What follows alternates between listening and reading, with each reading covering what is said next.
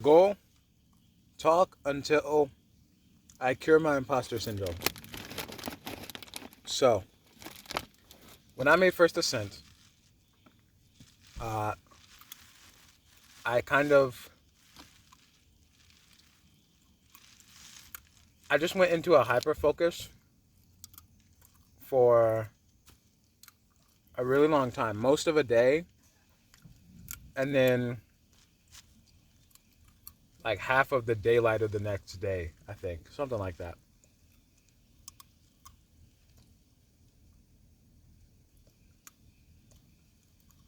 There were multiple like versions during that time, and I ended up coming back to it for upgrades before um, before I ended up moving on to my next song. Why did I do this? Well, with I wasn't really satisfied with how it was at first.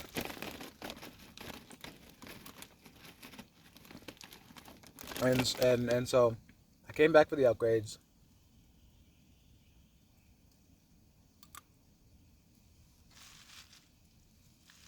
But like it was kind of hard for me to believe that I had just that I was just good at at composing. I found it difficult to believe. And I did not make any headway on that belief until after I made First Ascent, after I came back and made the Superior mix, which y'all probably understand as the original mix, if I recall correctly. After I came back and made the Ascendant mix, and after I came back and made Union Strong, which is probably, I think Union Strong is genuinely my most widely appealing composition so far.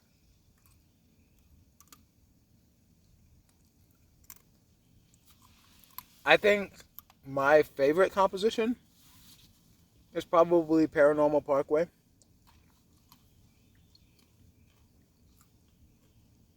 for now, but my my best song, I think I just have to give it to Union Strong. It's just so good. It feels like an extremely complete product.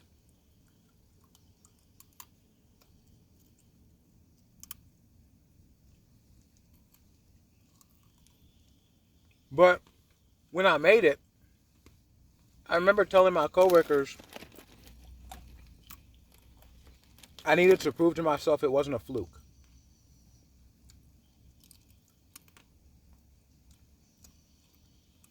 which is wild.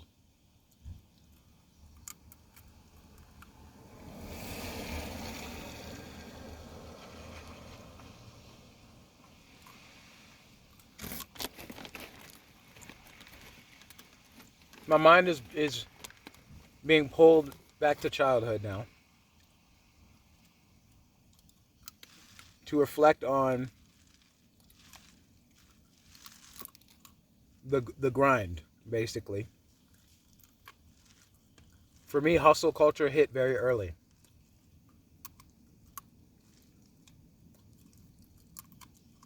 And I feel like, given that both of my parents have been teachers, my mom's dad was a teacher, there's more educators in the family than just that. I think, but I don't know the whole educator history. There was a lot of academic pressure on me. And that would have happened regardless of which parent I grew up with. But I kind of got a weird double whammy because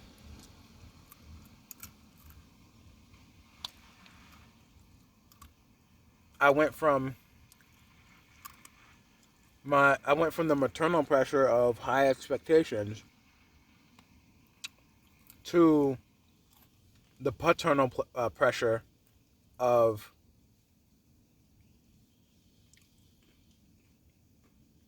not high expectations, but like low recognition. There was always more that I needed to do.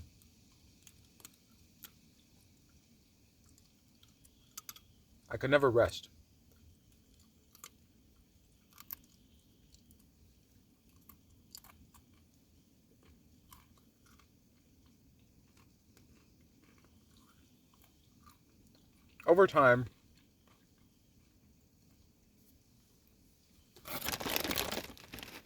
Over time, this kind of crystallized into a particular feeling. I would go to school and and keep in mind that like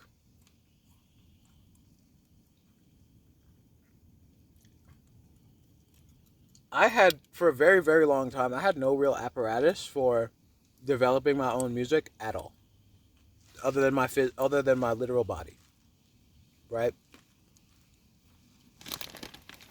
I didn't have instruments at home really. I didn't have a studio of any kind. I didn't have I didn't write sheet music.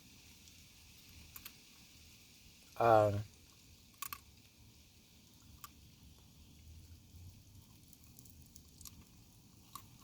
I just didn't have shit.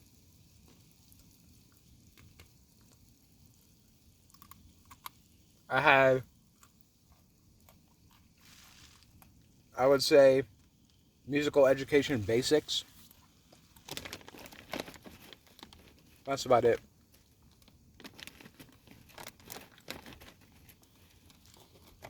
It felt like knowing the basics of a language, but it's like knowing the basics of a language where the people who speak that language also talk with their hands a lot. And so I have a very basic understanding of the language itself, but I had a really good instinct, or I had really good intuition when it comes to talking with my hands.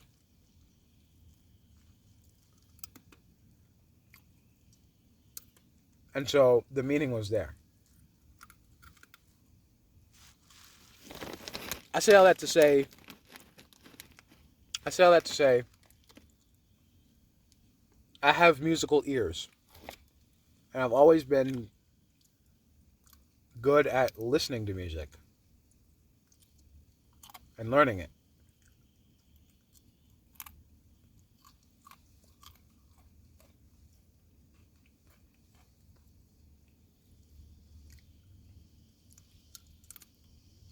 But this attitude of low recognition for my efforts crystallized and spread.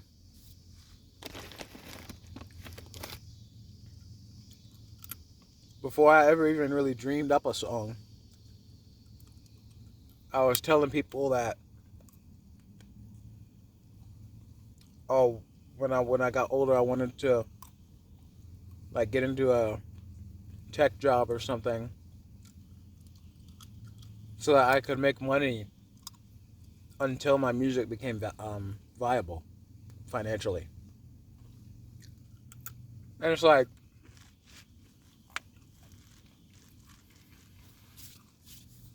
what kind of musical dream starts off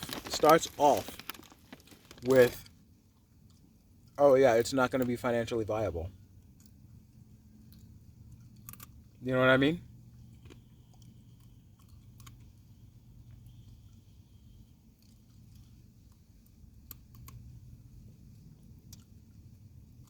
So as I continue to get older and go through more school,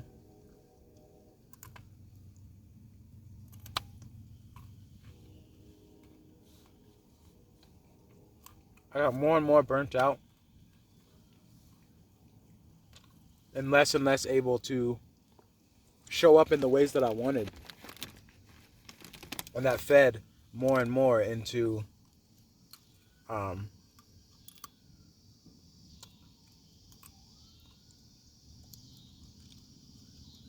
my sense of not being enough.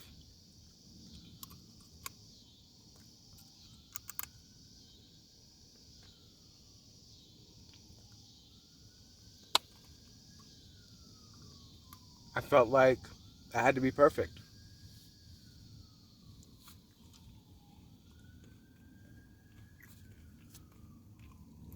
I can't tell you how many times I've gone back over things in FL Studio just trying to get a perfect sound or like get a perfect drum hit or perfect reverb.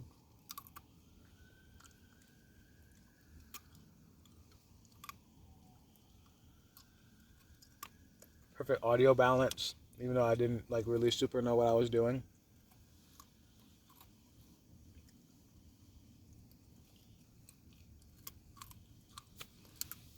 It might seem kind of stupid, but it really does come back to homework for me. Because, you know, I'm trying to see if there's a train coming. When you're when you're very intelligent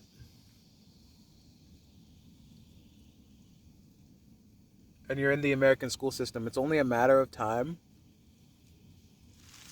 until you run into an assignment of some kind, something that you're supposed to do that you just don't have to do it. You just don't have to. And you know that you don't have to. But people are telling you that you have to do it. Either because some adult with authority said to do it, or because your ability to pay for your future depended on it.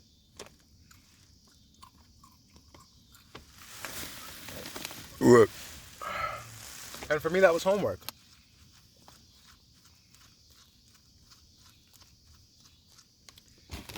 From like 6th or 7th grade all the way up to the end of high school, um, I really like. I cannot recall a singular instance of homework that was actually needed for me to grasp the material.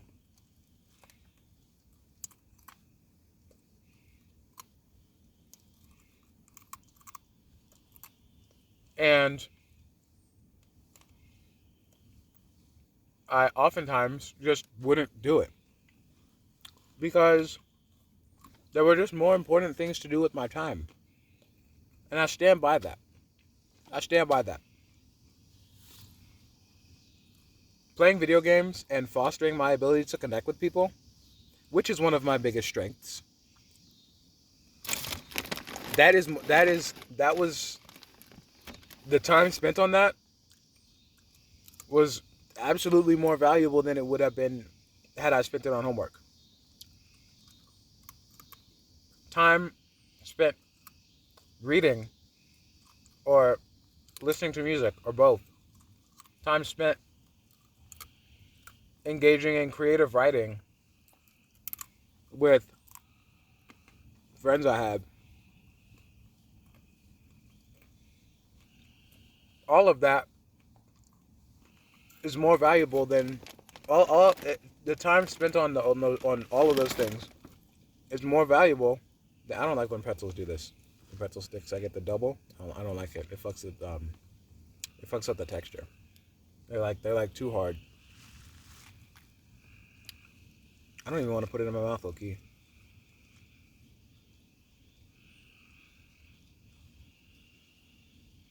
This is what I mean.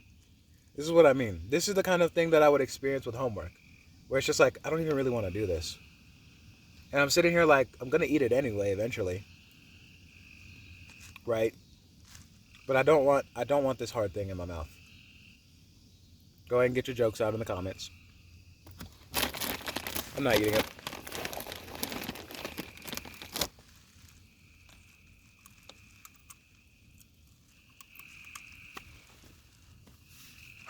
But I would just go to do homework and I just like genuinely would not be able to bring myself to do it. Because the idea of going to school for a whole day, a whole shift of school, just to come home and do more homework? No. If I didn't get the homework done before I left, it's not getting done.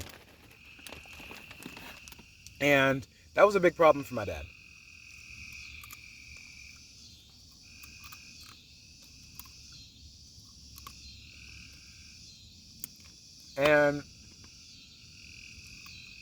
And was the source of many an argument and many a tears on my end.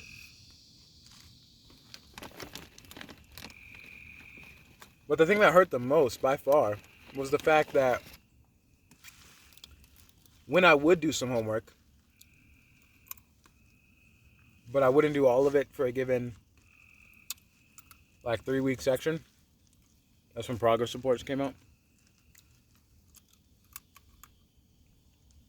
The fact that I did more homework than the last time was just not acknowledged. And I wanted that from him.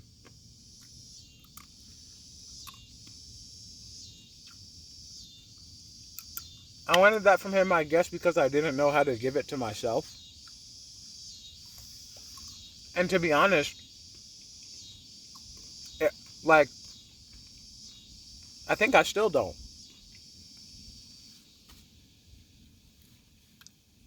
I've done so many extraordinary things in this lifetime.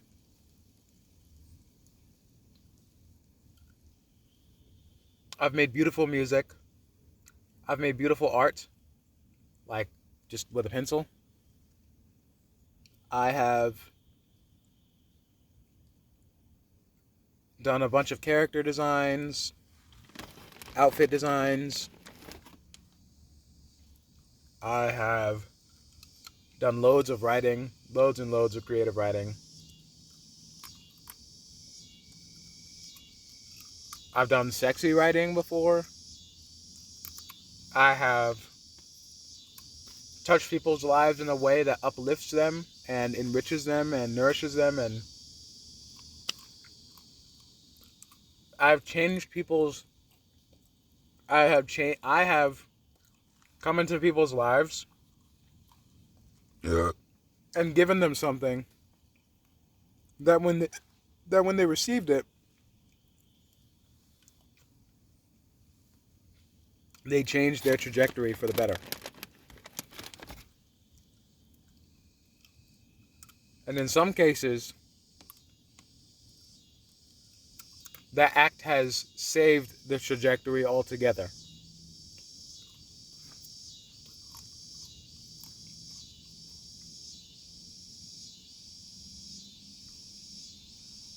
There are people who are alive today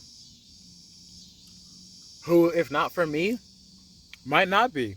There's a very, very, very real chance that they just would not be here.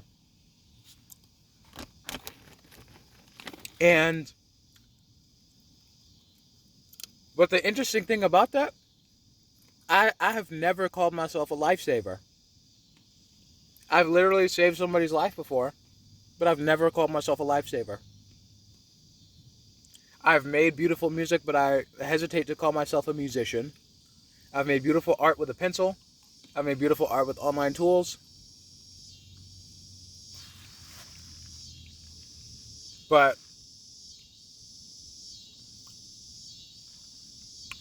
I hesitate to call myself a visual artist. I'll call myself an artist, generally. But I hesitate to call myself a visual artist. I am a great cook. I'm a great chef, even though my my arsenal is limited right now, in the sense of when I was younger, I didn't like to try new stuff a whole lot because my family kind of soured that for me with the whole, oh, you should try this, you should try this, you should try this. And I'm just sitting there like, I know I'm not going to like this. Oh, no, you should try it. And I tried it, and I didn't like it. Kind of soured me on trying new things for a long time. Or at least trying new foods for a long time. But I'm a great chef. I experiment with food. When it comes to like fruit juices, I'm a mixologist. You know, all these skills and talents that I have, and I'm sure I can keep going. Maybe I should. Maybe I should. But all these talents and things that I have, and skills and all these traits about me, but I don't call myself the names that are associated with them. Why? Do I feel like I don't deserve to be called a mixologist? I mean, let's be real. I could do it with alcohol. I just personally don't like drinking alcohol. So the question is, did I even need to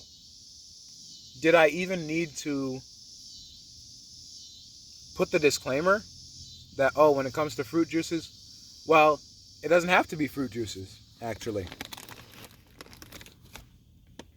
It can just be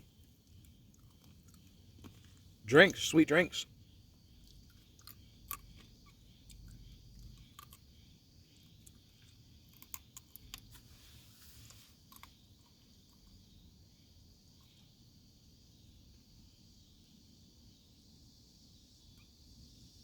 My outfits are beautiful and innovative. Like,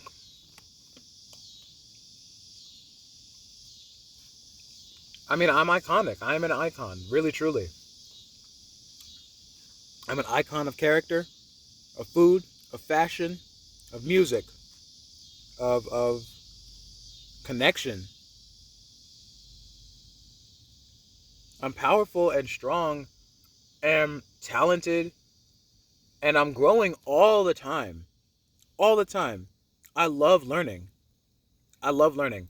And I'm literally always looking to do it. Sometimes it can be sometimes I'm trying so hard to learn that it can actually become a fucking problem. Like, I'll meet people and I'll learn so much about them in so little time that they cannot help. Oops. Little piece of pretzel. They cannot help. It landed on my arm, that's why I ate it. They cannot help but call it psychoanalysis. But it's not psychoanalysis. It's just I just get to know people well. I I I wanted to learn about communication and about how people's brains work, so I did. And then now I see patterns. Right? Like, that's it. It's not psychoanalysis, it's just you have an archetype. That's it. And like, we all have archetypes, you know?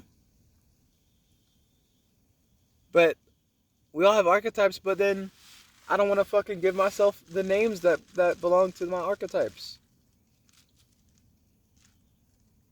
It's wild. I'm a bringer of change, a mirror of truth. I show people things. I show people the truth about themselves, whether they want to see it or not. And there's such an air of truth about me that the world cannot help but respond. There's such an air of authentic truth about me that the world literally cannot help but respond.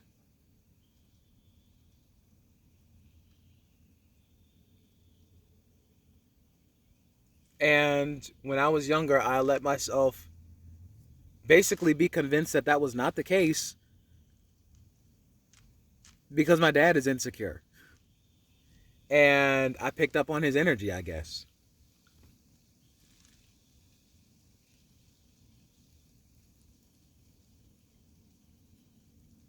And it plagues me to this day. To this day. Arguments and conflicts and confrontations that I have with people where I just get so frustrated and angry because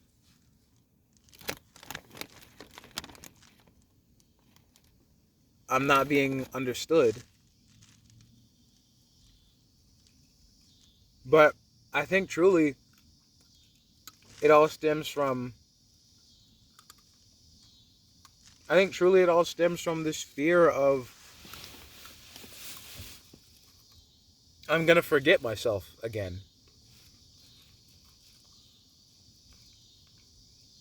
This fear that if I don't have people reminding me who I am, I'm going to forget. I'm going to get lost. But I know now. I've chosen a path. I've chosen a name. I've chosen forms of expression. I've chosen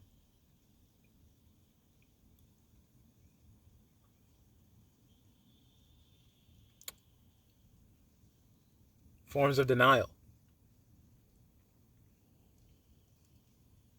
I've chosen things that fit into my life and those that don't. This hustle culture, it does not fit into my life.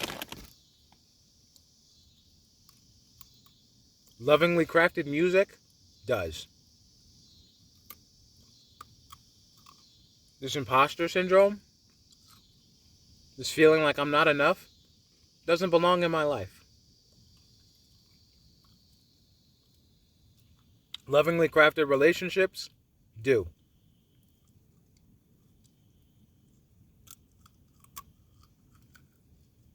And I have more than enough power to make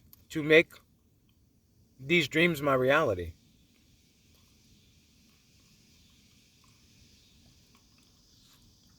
But I sit here and doubt myself because I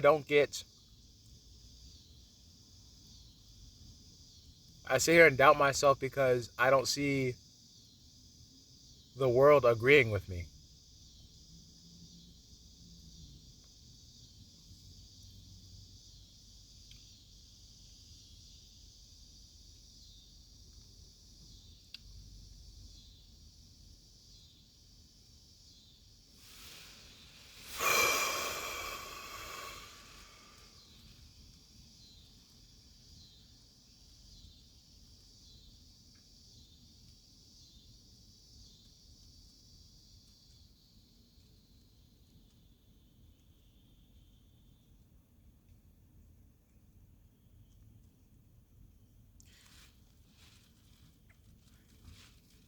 If you've seen my work and you're wondering what happened to me,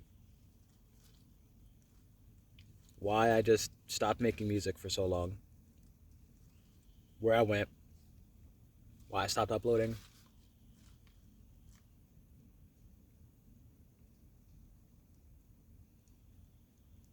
well, for one, I was still on TikTok.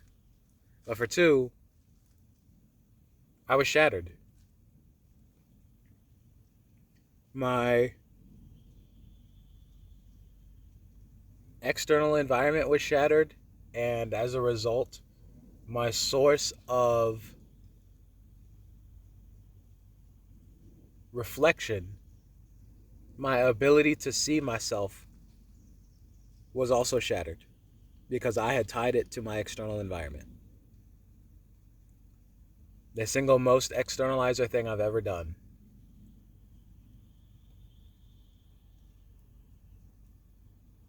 And it took me a long time to recover from that internally.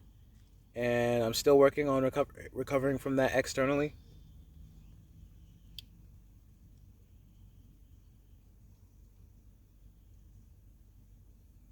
Um,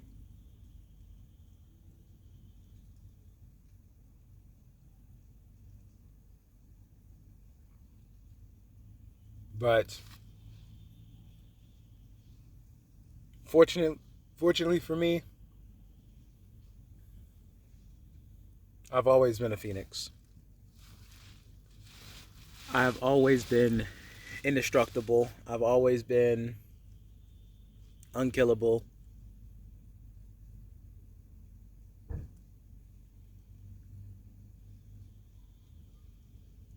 And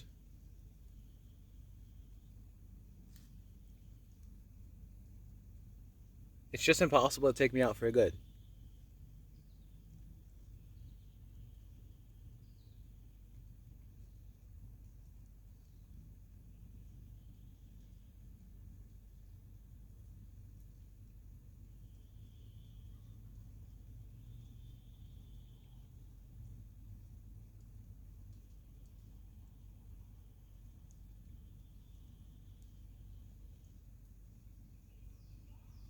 I am that which holds the womb of desolation, and I am the bringer of said desolation as well.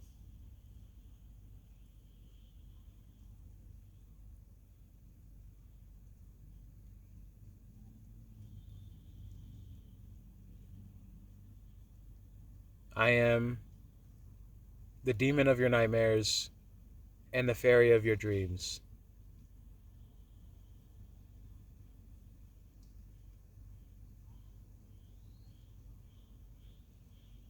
I am the brightest light and the deepest dark. I am Tao. And I don't need anybody else to tell me.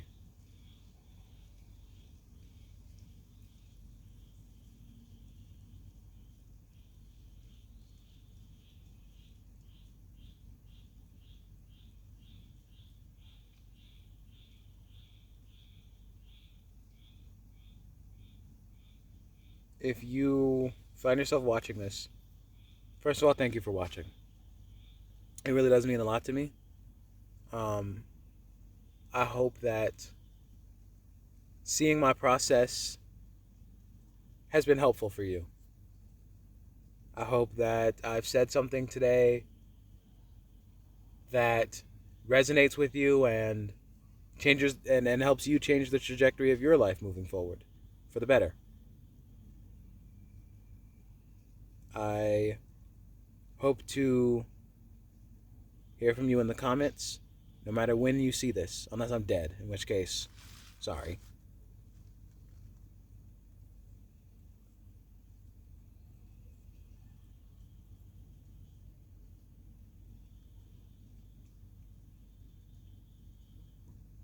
And I want to leave you with this.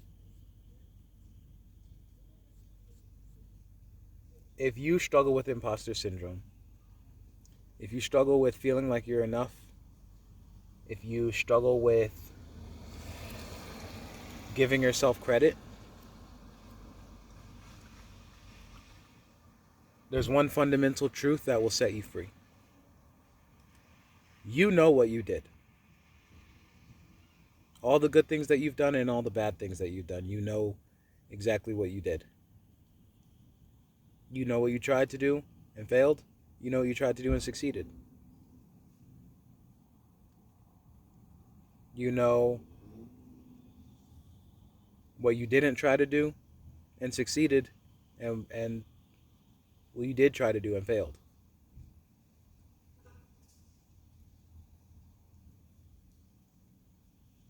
Tell your story, because only you can tell it. There's only one person who can truly tell your story, and it's you. So tell your story. It's yours. Call yourself whatever you want. Be whoever you want. Because at the end of the day, there's only you. And whether we want to appreciate or deny it, it's still just you.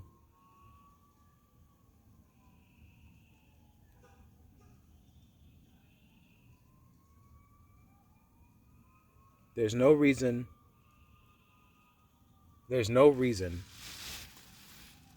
that you should be denied from telling your own story.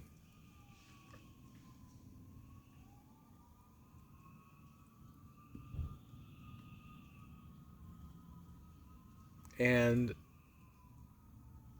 those who would rather try to tell your story for you, well,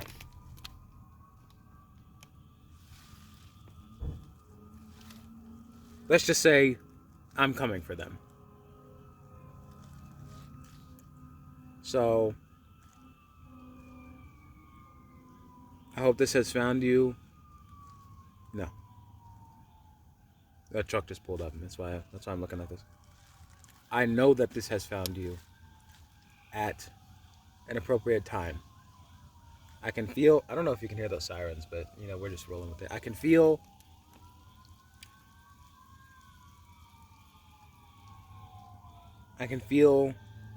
the changes in the air. I can feel our collective desires shifting. I can feel unity returning to us.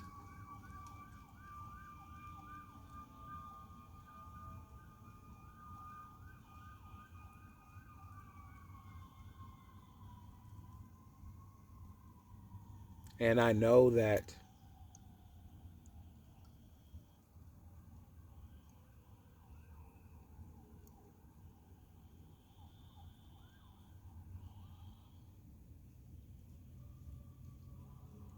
what I'm doing means something. So again, if you've made it this far, thank you for watching. Thank you for listening.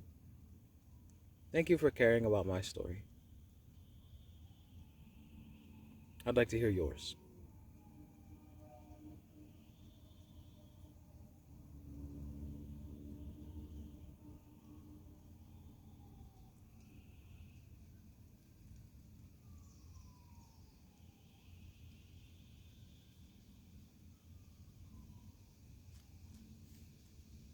My heart is heavy. I can feel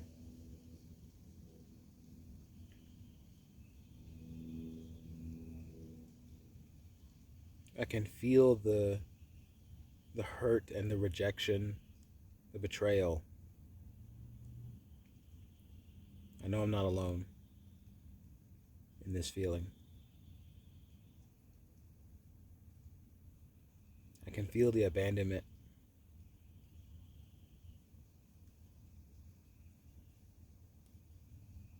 The numbness as well.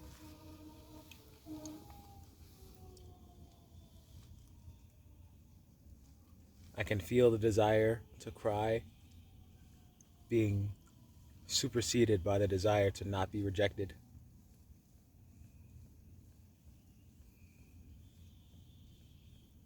You're not alone. I know it can be extremely tough to feel that way, even when someone is looking you in the eyes and telling you you're not alone. Even when someone's in your face telling you you're not alone. I just did it the other day. And by the other day, I think I literally mean yesterday. I just told it to somebody. And I don't know if she felt it. I don't know if she felt like she wasn't alone in that moment. But I know that she'll have something to remember.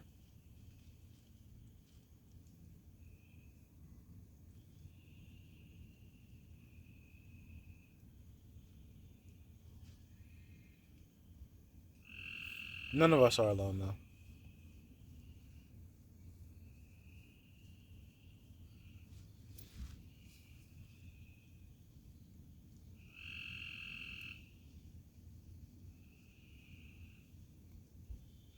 I'm hearing the song "Connected" from Tetris Effect.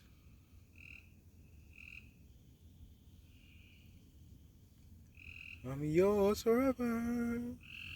There is no end in sight for us. Nothing could measure the kind of strength inside our hearts. It's all connected. We're all together in this love. Don't you forget it. We're all connected in this love.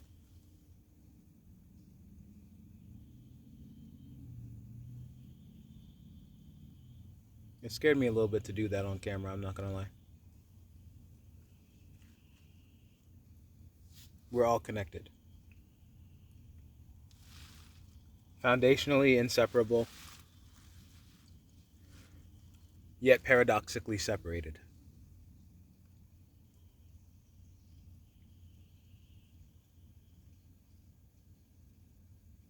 But you're not alone. And again, you deserve to tell your story.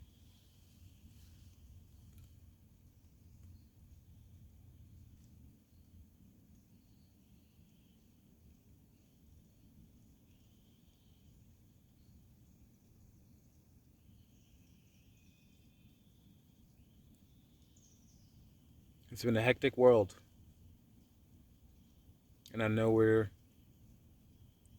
most of us are just doing what we can to stay afloat here in this chaos.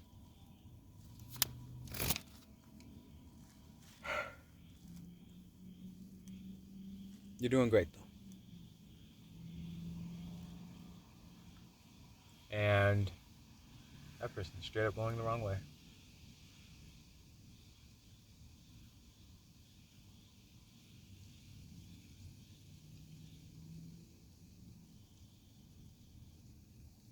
Well, hopefully they don't have a head-on collision, I guess. But you're doing great. And as long as you stay true to yourself, you'll find your way forward.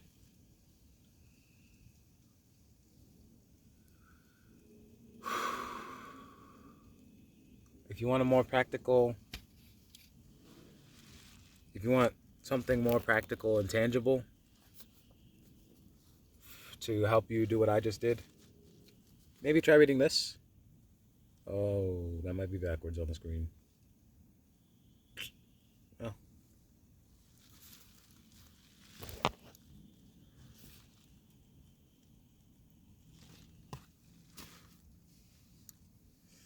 I can just probably flip the recording. I'm sure it'll be fine.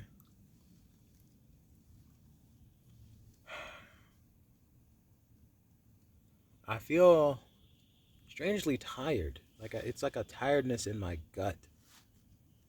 Not really sure what that's about. Not gonna lie. But I do feel much better about myself.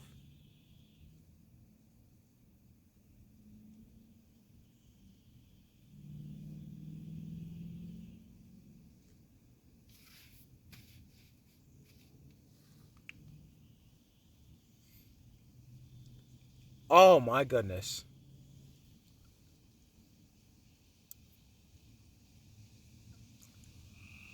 Just because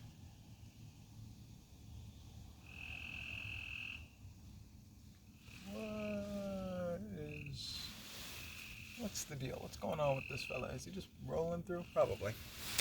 Just because you are new to something does not actually mean that you're bad.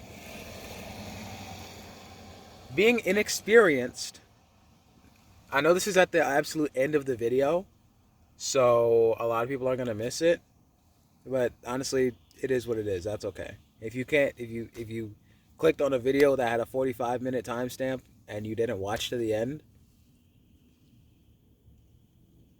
why did you click on it? Right? But here's the thing.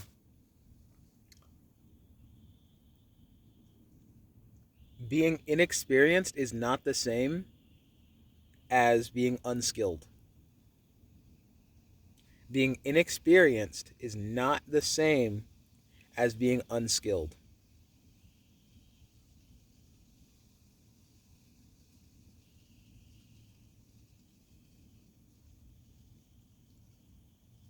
You can be extremely skilled with no practice, and it's the same thing as raw chaos being more powerful than raw order. Do you see what I'm saying? Raw talent is to raw chaos as practice and technique is to raw order. Experience brings you into balance between those two. Okay? Look, I clean my glasses with this thing. Experience brings you into balance. Lack of skill makes you oscillate between the extremes.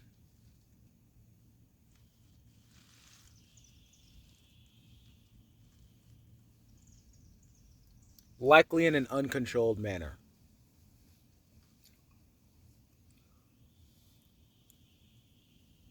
And this applies to everything. This applies to music.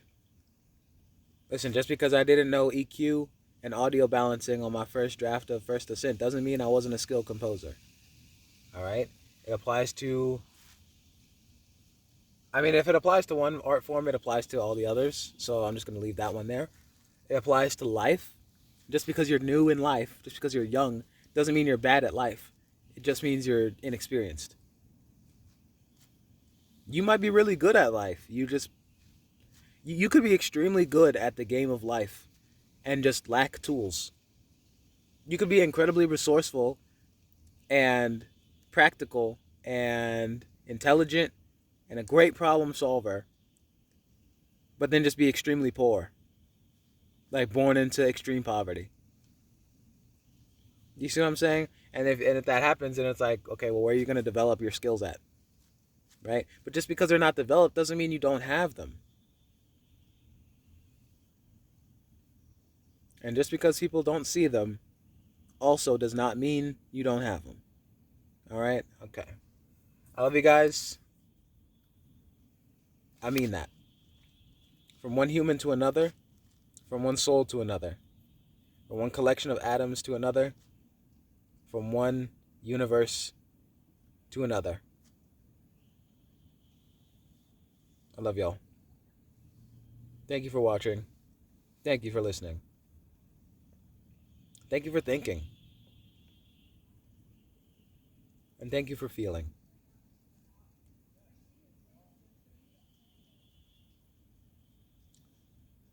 Stay dangerous. Stay safe. Stay warm. Stay cool. Stay exciting. Stay mundane. Stay magical. I love you guys.